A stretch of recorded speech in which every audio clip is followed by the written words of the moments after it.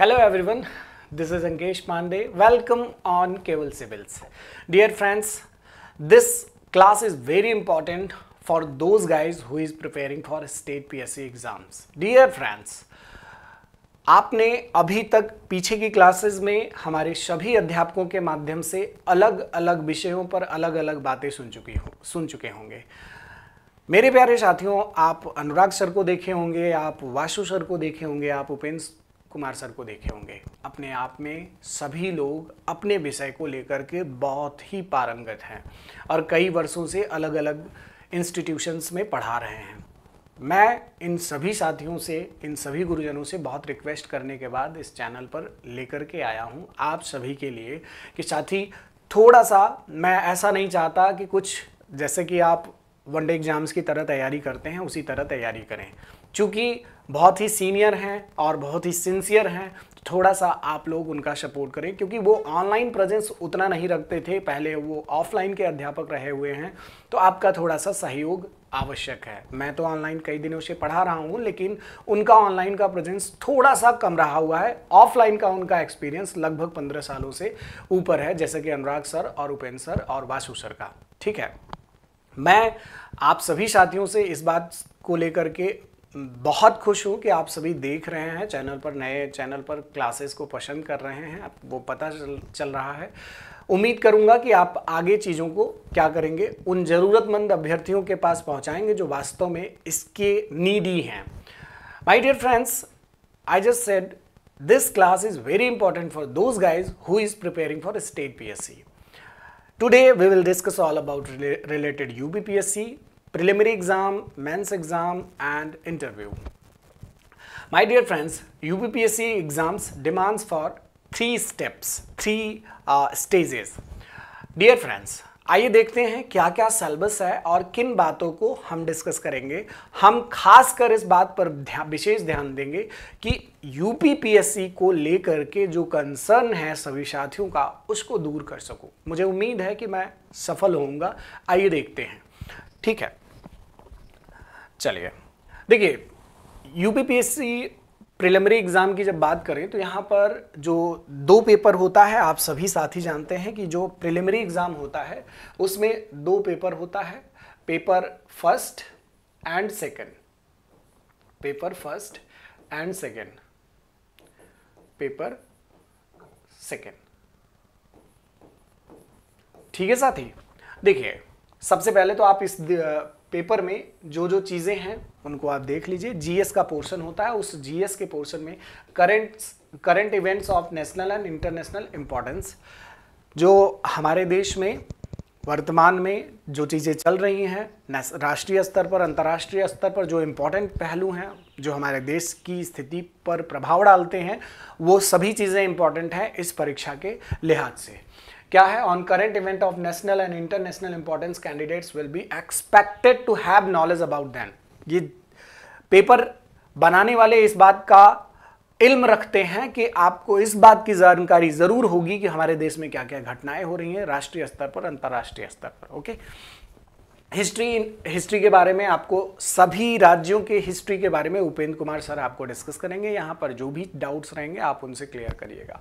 ठीक है, हिस्ट्री में जो भी चीज़ें हैं मैं बहुत ज़्यादा एक्सप्लेन नहीं करूंगा क्योंकि आपका टाइम वेस्ट होता है। मैं टाइम वेस्ट बिल्कुल नहीं करने वाला हूं। आप बस इतना जान लीजिए कि history and Indian national movement बहुत इंपॉर्टेंट पार्ट है। हिस्ट्री के सेगमेंट से आपके बहुत अच्छा प्रश्न बनता है, इसको आप देखिएगा। ठीक है, इंडिया एंड देखो, हिस्ट्री के अंतर्गत आपने देख लिया कि नेशनल मूवमेंट और हिस्ट्री, जैसे एंशिएंट हिस्ट्री, मिडाइवल हिस्ट्री, ये सारे पार्ट। उसके बाद इंडिया एंड वर्ल्ड ज्योग्राफी की बात करें तो physical India, social, economic geography of India and the world, इसके बारे में आपके अनुराग सर पूरी तरह से बात करेंगे। कहीं भी आपको कोई भी डाउट नहीं रहेगा, आप सभी जानते हैं। ठीक है, उसके बाद इंडियन पॉलिटी एंड गवर्नेंस, इसके बहुत धुरंधर है हमारे वासु सर इस पर बहुत अच्छा आपको बताएंगे कि क्या चीज़ कैसे है। क्योंकि अभी सभी राज्यों के अलग अलग तरीके से चीज़ों को डिस्कस किया जा रहा है। कारण उसका बहुत बड़ा ये है कि हम सभी राज्यों के जो भी छात्र हैं, जो भी अभ्यर्थी हैं, उनको कोशिश कर रहे हैं सेंट्रलाइज करने की, क्योंकि इकोनॉमी जो आएगा, अब नेशनल इनकम जो आएगा वही एमपी के एग्जाम में आएगा, वही यूपी के एग्जाम में आएगा, वही झारखंड के एग्जाम में आएगा, वही बीपीएससी यानी बिहार के एग्जाम में आएगा। सभी प्रकार के हिंदी भाषी राज्यों में एक ही चीज है। हाँ, स्टेट स्पेशल चीजें, जैसे अगर यूपी की बात करें तो यूपी स्पेशल एक अलग मुद्दा है, उस पर एक अलग से क्लासेस लगेंगी। बिहार की बात करें तो बिहार स्पेशल के लिए अलग से क्लासेस लगेंगी, जिसको उपेंद्र कुमार सर देखेंगे। एमपी के लिए एमपी स्पेशल क्लासेस चलेंगी, जिसको वासु सर देखेंगे। झारखंड के लिए और राजस्थान के लिए हमारे अनुराग सर देखेंगे, क्योंकि वो पहले भी पढ़ा रखे हैं इन सभी स्पेशल को। यूपी स्पेशल मैं आपको लेकर के आऊँगा, जो भी डाउट्स रहेंगे। चूँकि यूपी स्पेशल का थोड़ा सा जो सिलेबस है वो ब्रॉड कर दिया गया है पिछले वर्ष से। कारण क्या है कि अब इसके मेंस में भी यूपी के इकोनॉमिक सेगमेंट से, यूपी के मतलब सामाजिक विकास से प्रश्न बहुत अच्छा बनने लगा है। तो मैं उसके मेंस के सिलेबस को भी अभी आपको डिस्कस करूंगा। सभी साथी ध्यान से सुनते रहिए, ठीक है। ये इंडियन पॉलिटी वाली सारी चीजें। In Indian polity, economic and culture question will test an knowledge of the country's political system including Panchayati Raj and community development and broad features of economic policy in India and Indian culture। मतलब ये पूरा portion आपका कौन देखेंगे? Vasu sir देखेंगे। Economic and social development, sustainable development, poverty inclusion, demographic, social sector initiative, etc, ये आपका portion मैं देखने वाला हूं। यहां यही जो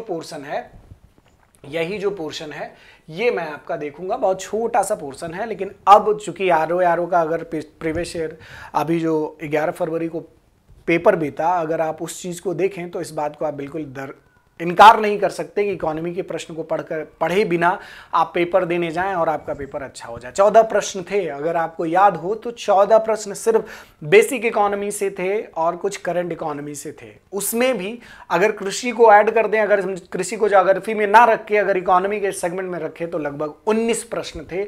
मतलब आपके 19 प्रश्न इकोनॉमी से थे। तो आपको लगता है कि आप इकोनॉमी के प्रश्न को छोड़ करके लगता है कि अच्छा पेपर में कर लेंगे, क्योंकि वहां पर 140 प्रश्न है।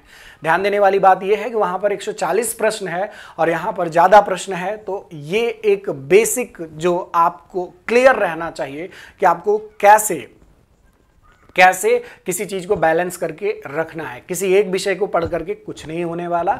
जो अगर अपने आप को 30 मार्क खान समझता है कि हम 2-3 विषय में बहुत महारत है, जैसे कि बेसिक में अगर बेसिकली देखा जाए तो उन अभ्यर्थियों में जो शुरुआती तैयारी में होते हैं उनको इस बात का बड़ा घमंड रहता है, इस बात का घमंड नहीं, अभिमान कह सकते हैं, इस बात का बड़ा अभिमान रहता है कि उनको पॉलिटी आती है, हिस्ट्री आती है, और जब पेपर में बैठते हैं तो वो कंफ्यूजन हो जाता है। देखिए अब चीज़ें बदल गई हैं, चीज़ें पूरी तरह से बदल गई हैं। आप अप्रोच नहीं बदलेंगे तो सिलेक्शन नहीं होने वाला। ये बहुत अच्छे से आपको इस बार का आरओ का पेपर देखकर लग गया होगा। चूंकि क्या होता है कि यूपीपीएससी हो या फिर कोई भी राज्य का एग्जाम हो, वो सभी किसकी तरफ फोकस्ड होते हैं? यूपीएससी की तरफ। बिकॉज सब उसी के इर्द गिर्द आते हैं, सभी का काम उन्हीं पदों को एट लास्ट पहुंचना है। जैसे अगर देखिए आईएएस के एग्जाम के बाद से बहुत सारे साथी एसडीएम बनते हैं और यूपीपीसीएस के एग्जाम से भी बहुत सारे साथी एसडीएम बनते हैं। तो कार्य प्रणाली अगर आप देखें तो एक ही जैसा कहीं ना कहीं देखने को मिलता है कुछ दिनों बाद। अगर आप यूपीपीसीएस में हैं, आप बीपीएससी में हैं या फिर आप एमपीपीएससी के किसी पद पर हैं, संभावना ये प्रबल है कि आपका प्रमोशन हो। अगर अच्छे पद पर हैं तो वो आपको आईएएस की कैटेगरी मिल जाए। This is very important for those guys who is seriously preparing for state exam. My dear friends, ध्यान से सुनने की जो जरूरत है वो ये है कि सिलेबस क्या कहता है। फर्स्ट ऑफ ऑल आपको अपने जहां पर भी मेज पर, जहां पर भी जैसे भी पढ़ते हैं, लेट के, बैठ के, कैसे भी पढ़ते हैं, वहां पर एक चीज का गाइडेंस आपके दिमाग में हर समय चलना चाहिए कि व्हाट एक्चुअली सिलेबस डिमांडिंग। अगर आपको ये पता हो कि सिलेबस क्या मांग रहा है, क्या बता रहा है, तो मुझे उम्मीद है कि आप अगर बिना जानकारी के पढ़ रहे थे और अब अगर जानकारी के साथ पढ़ रहे हैं तो बहुत ज्यादा संभावना ये है कि आप अच्छा कर ले जाएंगे। ठीक है, ध्यान दीजिएगा, the candidates will be tested with respect to problem and relationship between population, environment and urbanization. हम इकोनॉमिक के सेशन में जैसे सस्टेनेबल डेवलपमेंट क्या है, मतलब समावेशी विकास है, आपका गरीबी है, मतलब poverty inclusion, demographic, social sector initiative. इस बार का पेपर देखने के बाद बड़ा सारा दिमाग में लोगों को ये जो बेसिक स्ट्रक्चर जैसे national income, poverty, unemployment, budgetary segment, ये सब पढ़ने के बाद आदमी थोड़ा सा इस बार तो अलग से कुछ ना कुछ सोचेगा कि पढ़ाई को थोड़ा सा बदलना पड़ेगा। प्रीवियस ईयर क्वेश्चंस देखना तो जरूरी है, लेकिन क्या सिर्फ उतने से ही चीजें चल जाएंगी? नहीं, उसका अप्रोच बदलना पड़ेगा। चलिए, ठीक है। अब इसके बाद है आपका environment, ecology, biodiversity, climate change, ये सब आपके अनुराग सर देखेंगे। जनरल साइंस भी आपके अनुराग सर देखेंगे। इस पूरे पोर्शन में अनुराग सर का बहुत बड़ा रोल होगा, क्योंकि वो साइंस एंड जनरल साइंस की बात करेंगे, जनरल साइंस की बात करेंगे और ज्योग्राफी की बात करेंगे। उनका सबसे बड़ा रोल होगा इस सेगमेंट में। देखिए, question on general science will cover general appreciations and understanding of social science including matters of everyday observation and experience as may be expected of a well educated person who has not made a special study of any scientific discipline। ये थोड़ा सा syllabus पढ़ते वक्त इस बात को आप पढ़िए, क्या कह रहा है? who has not made a special study of any specific discipline। बहुत ज्यादा वैज्ञानिक बनने की जरूरत नहीं है, कुल मिलाकर कहने का मतलब यही है। ठीक है, आइए देखिए दूसरे पेपर में क्या होता है। Candidates are expected to have general awareness about subjects with special reference to Uttar Pradesh. Uttar Pradesh के बारे में भी जानकारी होना चाहिए। किसमें? उसी पेपर के अंतर्गत। ये वाला पोर्शन मैं आपका देखूंगा, ये मैं देखूंगा आपके साथ। ठीक है, Uttar Pradesh special state PSC exam की बात कर रहे हैं। उसके साथ जब हम पेपर 2 की बात करें, जो दूसरा पेपर जिसे हम CSAT कहते हैं, ठीक है, जिसे हम CSAT कहते हैं, उसमें क्या क्या है? कॉम्प्रिहेंशन आते हैं आपके, interpersonal skill including communication skills, logical reasoning and analytical ability, decision making and problem solving, general mental ability, elementary mathematics 10 तक की आपको अंगणित आनी चाहिए। ठीक है, उसमें अलजेब्रा, जियोमेट्री, स्टैटिक्स भी हो, जो क्लास 10 तक की बात की जा रही है। ओके, जनरल इंग्लिश कक्षा 10 तक की, जनरल हिंदी कक्षा 10 तक की बहुत आसान होती है, ये बहुत ज़्यादा कठिन नहीं होता ये दोनों। हाँ, थोड़ा सा जब एलिमेंट्री मैथमेटिक्स की बात करें, जो बच्चे मैथमेटिक्स से बिलोंग नहीं करते या फिर मैथमेटिक्स वाले हिंदी से बिलोंग नहीं करते, जो हिंदी नहीं पढ़े हैं, उनको दिक्कत होती है हिंदी वाले पोर्शन में, और जो हिंदी भाषी हैं, जो आर्ट साइड से रहे हुए हैं, वो उनको दिक्कत होती है किसमें? मैथमेटिक्स वाले सेगमेंट में। तो ये इतना बड़ा काम नहीं है, आपको परेशान होने की जरूरत नहीं है। इस पूरे पोर्शन में आपके DP सर अकेले सब चीज को संभाल लेंगे। DP सर आपके मैथमेटिक्स और रीजनिंग वाले पोर्शन को पूरी तरह से संभाल लेंगे। ठीक है, mathematics and reasoning,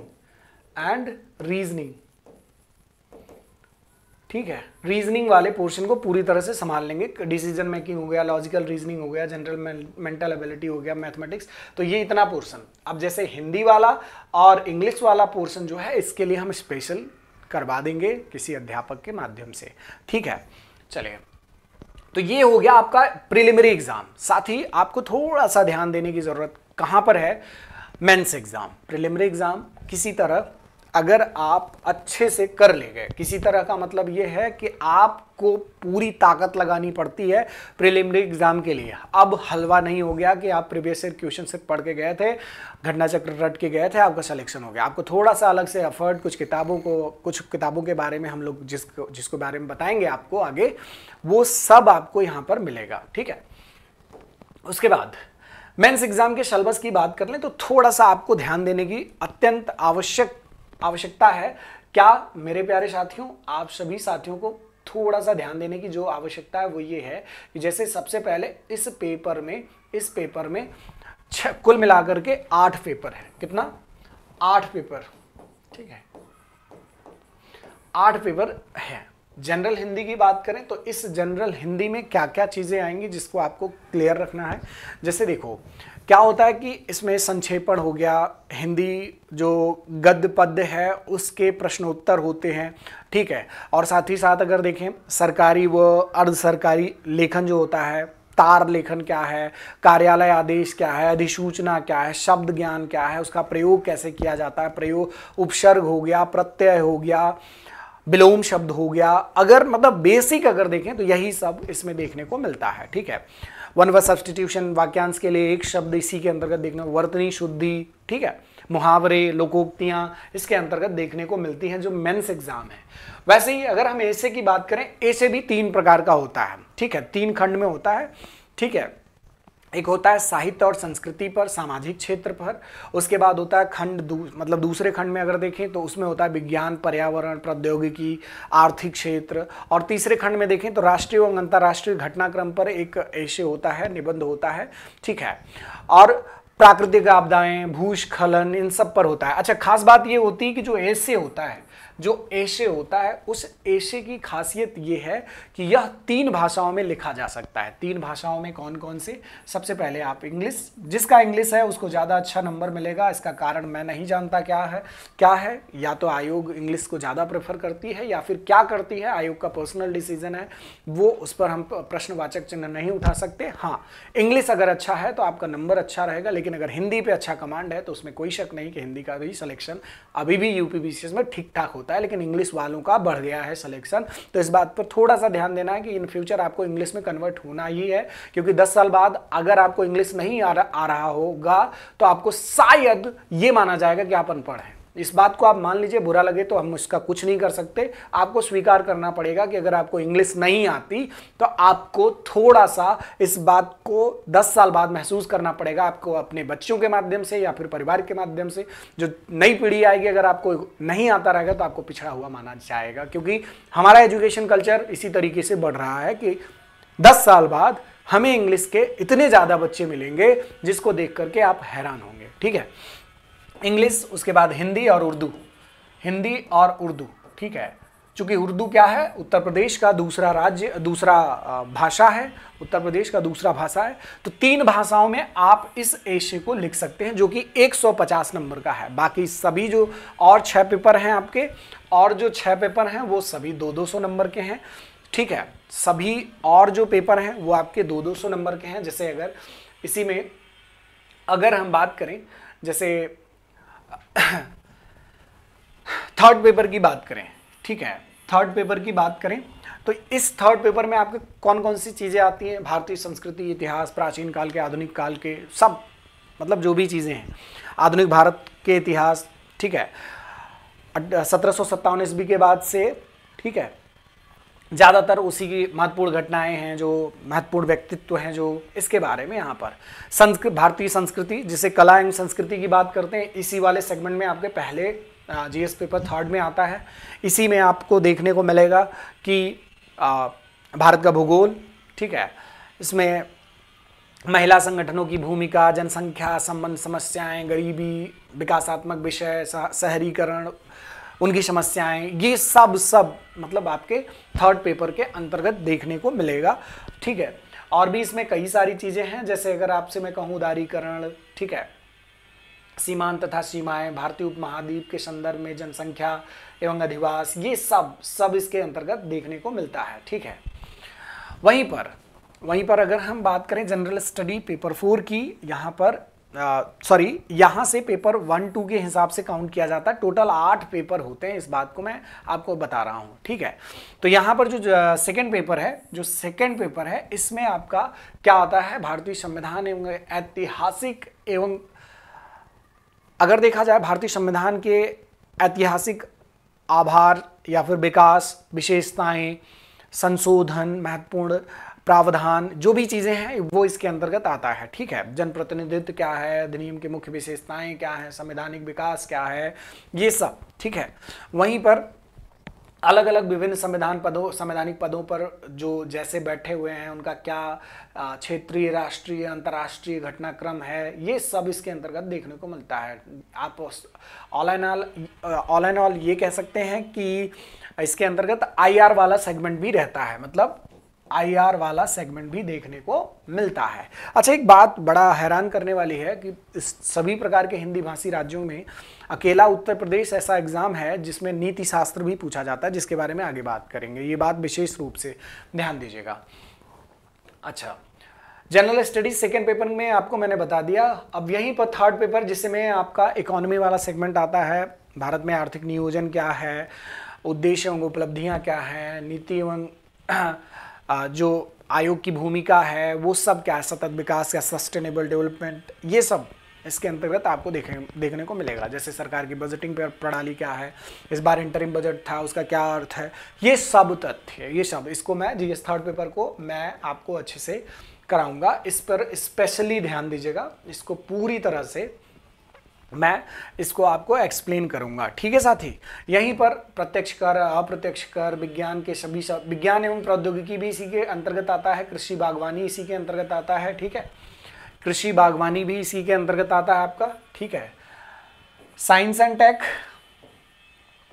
take, economy और बेसिक्स, ठीक है, इसी के अंतर्गत आता है। अच्छा, आपका जो थर्ड पेपर है, सॉरी, ये थर्ड पेपर में आपके साइंस एंड टेक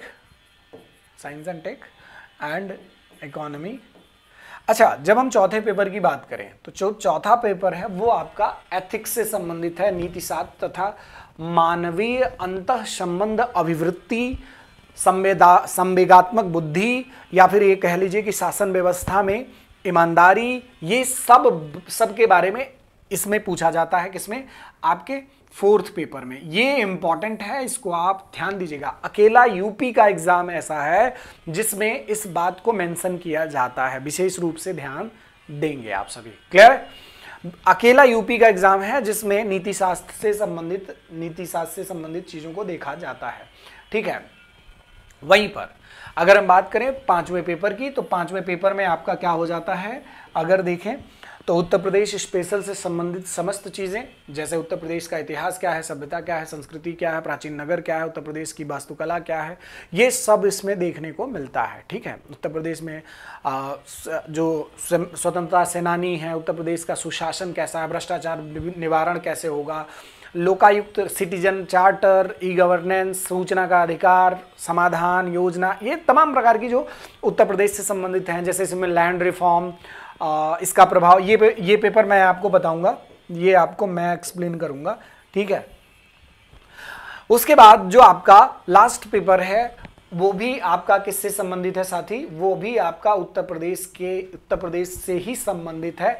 इसमें खास बात क्या है कि इसमें उत्तर प्रदेश के आर्थिकी से संबंधित घटनाएं हैं। जैसे उत्तर प्रदेश का व्यापार क्या है, उत्तर प्रदेश का मतलब उद्योग क्या है, वाणिज्य क्या है, उत्तर प्रदेश में निवेशी मुद्दों के प्रभाव क्या हैं, उत्तर प्रदेश की वानिकी से संबंधित नवीन वानिकी नीति क्या है, जननांकिकी क्या है, जनसंख्या जनगणना क्या है, उत्तर प्रदेश के व्यवसायीकरण की बात करें, ये सब इसके अंतर्गत देखने को मिलता है। ये है यूपीपीसीएस का में मतलब ऐसा सिलेबस जो मुझे लगता है कि आपको पहले से पता होगा। उम्मीद करूंगा कि आप सभी साथी इस बात को समझ पाए होंगे। और मैं चूंकि ये क्लास बहुत बड़ा नहीं कर रहा हूं, आपको एक इन्फॉर्मेशन के तौर पर ये चीज़ मैंने आज बताई है। अगली क्लास से आप चीज़ों को देखेंगे प्रैक्टिकली। अगली क्लास में हम इकोनॉमी की क्लास से शुरू करेंगे सब कुछ। उम्मीद करता हूं कि आपको सारी बातें समझ में आई होंगी। किसी प्रकार का कोई डाउट, कोई कन्फ्यूज़न हो तो कमेंट बॉक्स आपके लिए है, आपकी सारी बातों का वहां पर निवारण दे दिया जाएगा। अगर कोई कमेंट होता है तो आप ज़रूर स्वतंत्र रूप से कर सकते हैं। कोई भी कन्फ्यूज़न होता है तो भी आप स्वतंत्र रूप से पूछ सकते हैं कि सर इस तरीके की बातें हैं बैच से संबंधित, या फिर कोई भी अनाउंसमेंट, कोई भी बात जो आपको ना समझ में आई हो आप कमेंट कर लीजिएगा। कमेंट अभी हम आपके सीधे जवाब देंगे, मैं ही जवाब दे दूंगा, कोई भी हमारे ग्रुप का अध्यापक आपको जवाब दे देगा। तो आज के लिए इतना ही। ढेर सारा प्यार, अपना ख्याल रखें, स्वस्थ रहें। जय हिंद।